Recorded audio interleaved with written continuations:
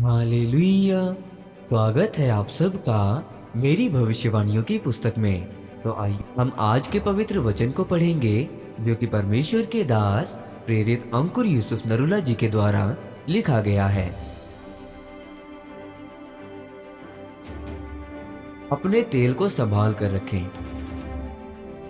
जैसा कि सबोपदेशक की पुस्तक अध्याय 9 उसके 8 आयत में लिखा है, तेरे वस्त्र सदा उजले रहें और तेरे सिर पर तेल की घटी ना हो।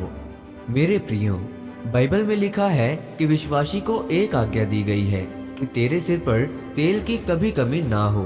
तेल की एक खासियत होती है कि अगर आप उसको दोबारा नहीं भरोगे तो वो खत्म हो जाएगा। कुछ लोग बोलते हैं कि 1990 में मेरी सेवकाई में बड़े बड़े काम हुए, लेकिन आज ऐसा नहीं है। वो झूठ नहीं बोल रहे हैं कि किसी समय वो बड़े ही सफल थे, पर समस्या ये है कि वो अपने अभिषेक के तेल को बनाए नहीं रख पाते, परमेश्वर के साथ अपनी सहभागिता को कायम नहीं रख पाते। इसीलिए शैतान आपको पाप में गिराता है। वो जो भी कर सकता है करेगा, ताकि आपका संबंध परमेश्वर के साथ टूट जाए और आप कभी भी परमेश्वर की आवाज को सुन ना सके। बाइबल में हम पढ़ते हैं कि जब दाऊद ने किसी भी लड़ाई के लिए जाना होता था तो पहले वो परमेश्वर से पूछता था कि परमेश्वर, क्या मैं लड़ाई के लिए जाऊं?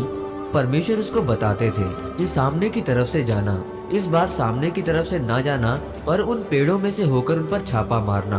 जब तुम वृक्षों के नीचे बैठे हो और तुम्हें पत्तों की चरचर की आवाज सुनाई दे, जैसे कि चल रहा है, तब तुम समझ लेना कि यहोवा परमेश्वर की सेना, उसके स्वर्गदूत उनका नाश करने के लिए तेरे आगे आगे चढ़ गए हैं। सोचे कि जब दाऊद को पहली बार परमेश्वर की आवाज सुनाई दी, तो उसके बाद वो कोई पाप कर लेता तो वो प्रभु की आवाज को दूसरी बार ना सुन पाता।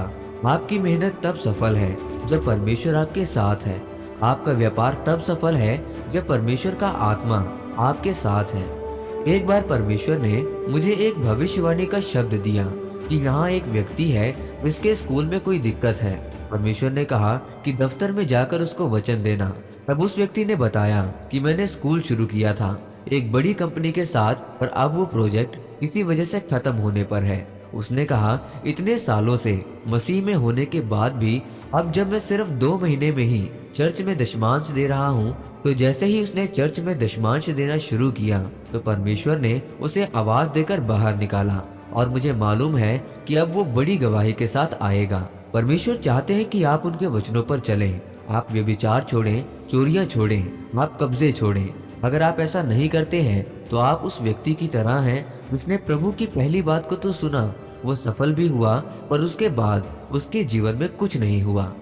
इसीलिए मेरे प्रियो, अगर आप अपने जीवन में ये चाहते हो कि जिस तरह परमेश्वर ने दाऊद की अगुवाई की, वो अपने जीवन में 66 लड़ाइयां लड़ा और 66 लड़ाइयों को जीता। इसीलिए अगर आप चाहते हैं कि परमेश्वर आपकी अगुवाई करे, तो आप भी अपने जीवन को पवित्रताई के साथ परमेश्वर के वचनों पर चलते हुए व्यतीत करें। परमेश्वर से रोज प्रार्थना करें और परमेश्वर के साथ एक मजबूती वाला संबंध बनाएं, ताकि परमेश्वर आपसे बात करे और आपकी अगुवाई करे। आमीन। आइए इस प्रार्थना को आप मेरे साथ एक मन होकर करें। सर्वशक्तिमान परमेश्वर, इस वचन के लिए मैं आपका धन्यवाद करता हूँ।